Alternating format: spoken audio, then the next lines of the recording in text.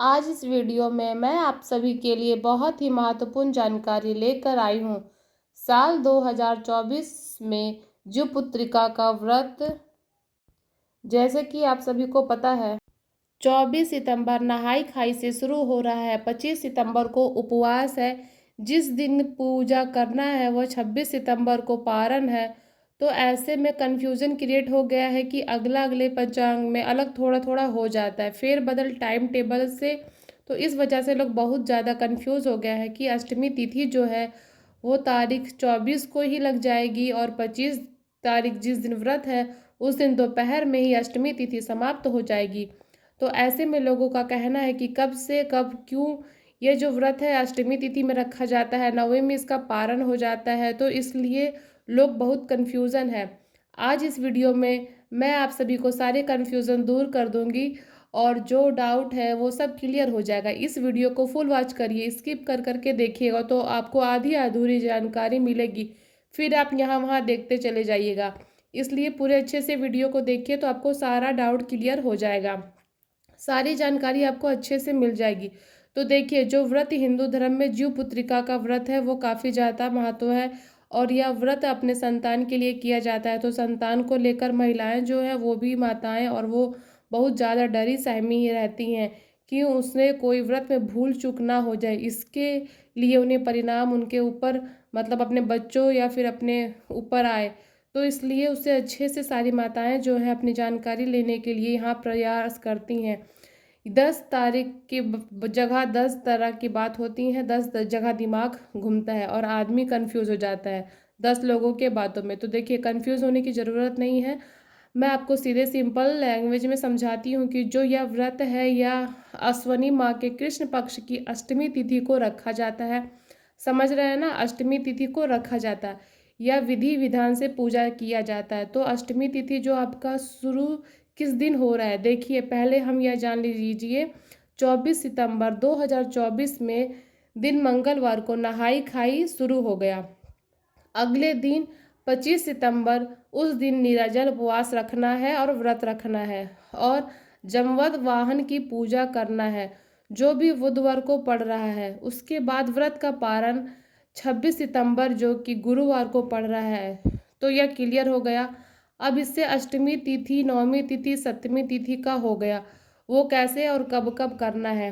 तो धीरे धीरे आप वीडियो में पूरे वीडियो को देखिए तो अच्छे से समझ में आएगा, ताकि आप अष्टमी तिथि और कब शुरू हो रही है। तो साल 2024 में अष्टमी तिथि शुरू हो रही है 24 सितंबर दिन मंगलवार दोपहर 12:04 से अष्टमी तिथि समाप्त हो रही है। 25 सितंबर दिन बुधवार दोपहर के 12:01 पे अष्टमी तिथि जो है आपका वहाँ पे 24 को ही शुरू हो जा रहा है और अष्टमी में ये व्रत किया जाता है। तो देखिए, हम उदया तिथि के मुताबिक इस व्रत को इस दिन नहीं करेंगे, हम 25 सितंबर को ही इस व्रत को करेंगे। इस दिन आपको क्या करना है, क्योंकि यह 24 सितंबर को जो दिन में इसमें आधे दिन के बाद अष्टमी लग रही है, तो इससे आपको क्या करना है, नहाए खाए आपका दोपहर तक लेना है। लगभग शाम तक आप नहाए खाए का जो भी खान पान है वह आप कंप्लीट कर लीजिए और शाम को कोशिश करिए 5:30 बजे मतलब 4 बजे के बाद आप अन्न ग्रहण मत करिएगा, क्योंकि उदया तिथि के आधार पे हमें चल रहे हैं ना, इसलिए अन्न का ग्रहण आप मतलब खा पी सकते हैं, फलाहार कर सकते हैं, पर आप जूस, फल, दूध इन चीज़ों का आप खा सकते हैं, बस आपको अन्न का सेवन नहीं करना है। 24 तारीख को बता रही हूँ, अन्न का सेवन आप शाम के टाइम से बिल्कुल भी मत करिएगा। सुबह आप सरगी में वही फल वगैरह ले लीजिएगा, चाय पानी आप ले सकते हैं, दवा वगैरह जो आपको ज़रूरी लगे आप ले लीजिए। दातुन उस दिन देखिए आप सुबह में ही कर लीजिएगा, सरगी के टाइम पे ही उस दिन के लिए दातुन नहीं किया जाता है। वो तो सुबह में ही सरगी लेने से पहले दातुन करके उस दिन आप फ्री हो जाइएगा। तो सुबह सरगी लेने के बाद 25 तारीख को आप निराजल व्रत रखिएगा। अब पूजा का शुभ मुहूर्त मैं आपको बताती हूँ। देखिए, पूजा का इस व्रत में प्रदोष काल में पूजा की जाती है। तो आप पूजा का 2 मुहूर्त है। तो अष्टमी तिथि जो है वो 25 तारीख को दोपहर के बाद समाप्त हो जाएगी, दोपहर से पहले ही रहेगी। अगर अगर आपका मन है तो अष्टमी तिथि में पूजा करें।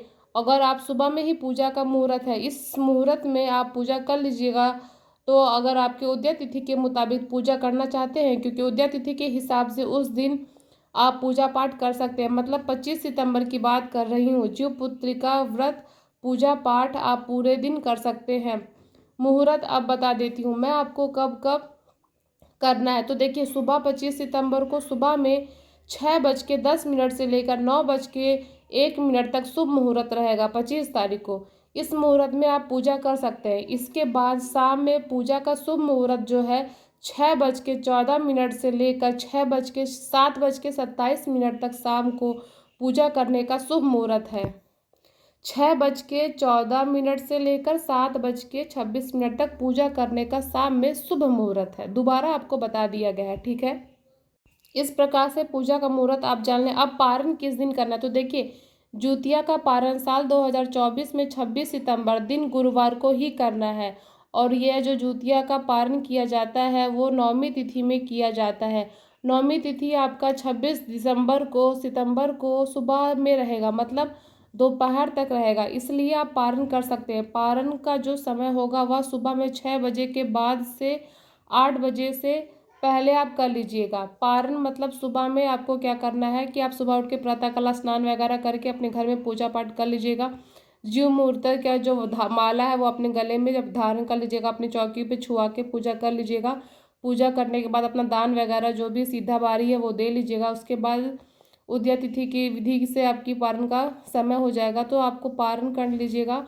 पारण सुबह 6 बजे से लेकर आपको रात सुबह के 8 बजे तक कर लेना है। नौमी तिथि वो लग जा रहा है 25 सितंबर को ही, यानी जिस दिन हम लोग व्रत रहेंगे उस दिन ही नौमी लग जा रहा है, पर 26 तारीख तक रहेगा।